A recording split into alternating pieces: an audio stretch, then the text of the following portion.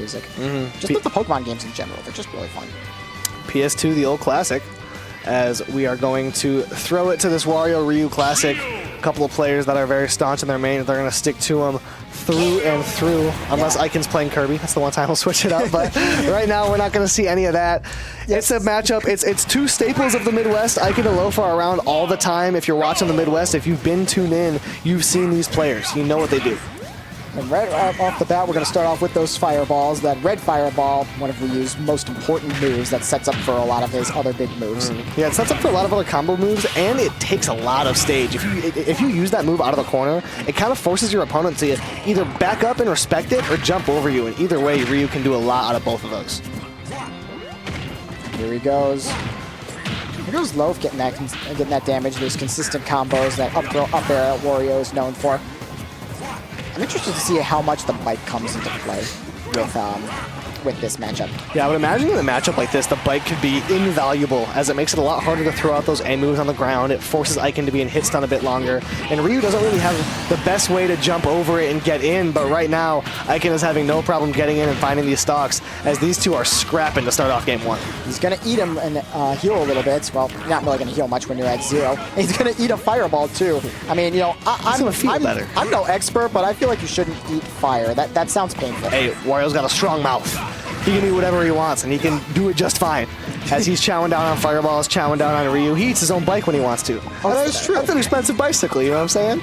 Yeah, I mean, I have never eaten my own bicycle. I would not recommend it personally, but you know what? Wario gonna do Wario. Yeah, I say give it a try, although I can't say that that's official advice here from the Collision Series stream, as Loaf is able to send Ikan off stage, and the F-tilt is going to get it done. At first, I was questioning his decision there to go for the down throw instead of just a back throw and maybe potentially kill him, but he ends up finding that forward tilt to kill him in the end, and he does it 100%. Oh, well, you know, 100%, that's death percent versus Ryu. Yeah, Loaf. Jab 1-2 Shoryuken. Oh, man, what a consistent and strong kill confirm that is. Yeah, as a player at those high percents, when Loaf gets a grab, he likes to keep you close. Often he'll opt to not throw and just let the grab release, or he'll do that down throw to keep his opponent close and just barely off stage to keep them guessing, to not give them a lot of space to fully set up their recovery. And that's exactly why he likes to do that. Catches Ikan slipping a little bit. Oh, and there comes the waft. I was wondering if Loaf was going to save it potentially for the last stock, but it seems like he felt that it was best to use it right now and even up the stocks while he still had the chance. Yeah, he still has a mountain to climb here. 69% may not seem like a lot, but for Ryu, that is a scary, scary percent, and he's already at 100 now again. Yeah, with Loaf, both generally and throughout today, we've seen he hasn't been one to hold on to waft. He likes to just let it rip whenever he can. No. And he lets himself float a little bit too low off stage, and he loses a stock unceremoniously here at the end of game one. So Ikan is going to take that game one. Looked pretty dominant, honestly. It really didn't seem like Loaf had a whole lot of answers to just the combos and the way and the positions that Ikan was putting him in. Yeah, Ikan just came through with a high level of consistency. Loaf had a few big swing moments. He had a couple nice edge guards, corner pressure situations, but in general, it was just Ikan walking him down and finding the answers, as he tends to do so often. Okay, here we go. Game 2, running it back stage-wise, running it back character-wise. You're not going to see a whole lot of counter picks in this set. Once again, just like the last set, these two are just going to stick it out with who they're playing and where they're playing. It's going to come down to who can adapt to the other player faster. Yeah, these are just two guys. Oh, he almost ended his career right there. These are just two guys planting their feet in the middle of the ring and throwing haymakers. They're not dodging, they're not backing up. They're just running into each other like a head-on collision. And right now in this game, so far, it's Ikan on the winning end of that, as he finds the connection, goes for a focus attack, probably to catch an air dodge or something, but couldn't quite get it done. The second opening is going to take the stock. It is just so hard to hold your stock against Ryu, and especially against a player as good as Ikan, who's just very, very aware of, you know, what percent you're at, what confirms are going to work at those percents, or what reads to go for in that situation. See, just playing at a distance right now. Ikan, the grounded footsies. These two players are keeping each other on a tether. They're staying so close to each other, but not so close that they're in each other's burst range. It's just a beautiful understanding of where the other player is capable of, what their range is, and both players have such a good understanding of where their opponents want to be at any given time. Oh, don't neutral get up into that! Ikan, what are we doing? Just charges the F smash fully, and Loaf maybe just trying to like call his bluff, say, I don't think you can get this timing, but it doesn't work out in Loaf's favor. That wasn't just a read. He like skipped all the way to the end of the book for that one. Yeah, Loaf just tried to call his bluff and just did not go for it. Did not work out as Loaf remains hungry, taking bites at Ikan right now, looking to take a stock in any way he can, but Ikan stays strong, too much to stomach. Are we gonna see a down air here? What's he gonna look for off the ledge? Oh, he's gonna kill him with the bike! Not expecting. He wasn't expecting that to hit him on the platform, but yeah, you gotta be aware of that. So Loaf gonna get a little bit of a cheesy stock right there, but you know what? We love cheesy stocks. We're playing Smash Ultimate. Yeah, popped a wheelie and popped your stock. Loaf continues to move forward, and with Waft on deck, you never really know what Wario can do here, as focus attack is a great way to get yourself back on the ground, but it won't get you out of disadvantage. Loaf is beckoning. That up tilt was scary. Oh, you know he wants to let it rip. He's got him on the platform. He's gonna eat him. He's gonna eat him up. He's taking bites. He's spitting him out. He's picking him up. He's laying him down. All of a sudden, Ikan stuck in the corner. The back air doesn't connect as more damage gets put onto Loaf. And the game gets harder and harder, but the moment this stock goes off the board, Loaf is well within it. And you get the feeling that even though the stocks say that Ikan is in the lead, Ikan feels like he can hit a Shoryuken out of Nair. Yeah, I guess. Yeah, it feels like you can do that nice and quick.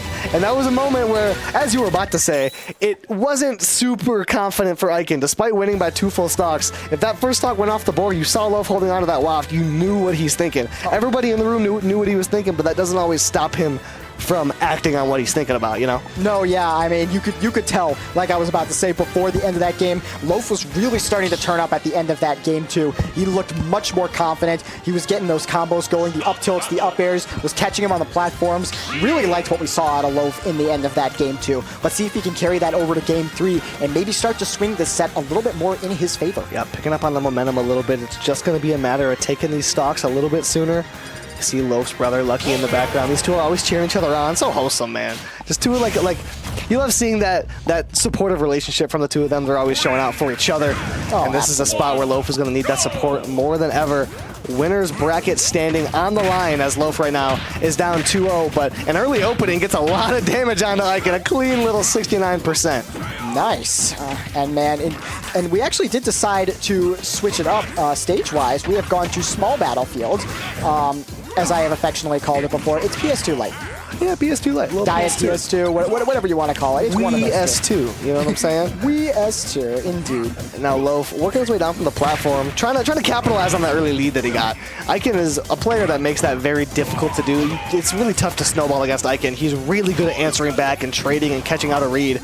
As we see the focus attack threatening Loaf, saying, don't get too close to me in the corner right now. I like the start that we're seeing right now from Loaf, though. This looks like a much more confident player. Oh, good just decision right there to drop that shield. You don't want your shield breaking right there.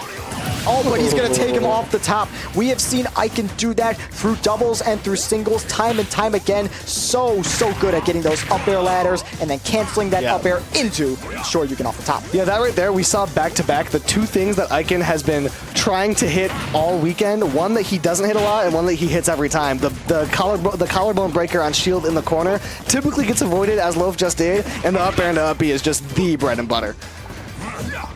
Once again, Loaf is already in the corner, only at 14%. He's got Ryu at 142. Let's see if he can find one of those setups. He gets the down tilt, but not able to find that dash attack finisher. Instead going for a forward air. Ikan right now. There comes the dash attack, that shoulder bash that people were so happy to see come back to this game after he lost that shoulder bash move in the previous game.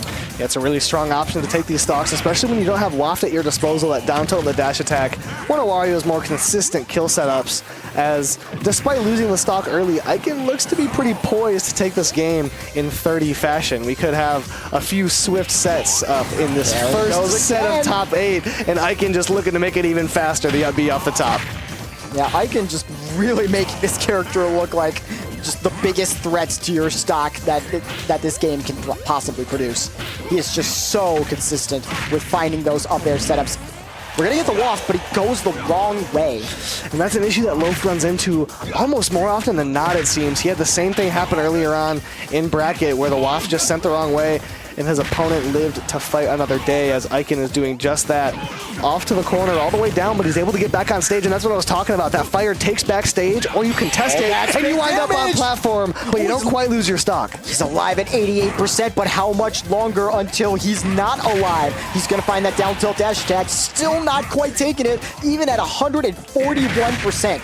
Wow, and that was, Ikan did just about everything he could have done in disadvantage there. He had great DI, he mixed up the focus attack, he found every timing pause and mix up that he could have found, but Loaf's option coverage was just too solid. The up B took it off the left side. Now we got to see if Loaf is able to make this comeback. Does not have Waft online though, as he did use it earlier, and it's going to take a while for that Waft to charge back up.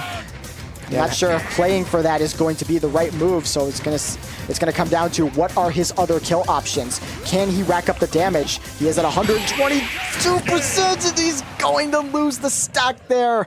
Ikan, just too strong, takes it with that 3-0. Ikan was looking absolutely dominant there, as he's playing, I mentioned earlier, just about as good as he could possibly be playing. He has cemented himself a spot in winners finals. Ikan is looking as good as can be, as he is soon to face up against the winner of our next set in Lima versus Free K Flock. But first, we have some replays for you.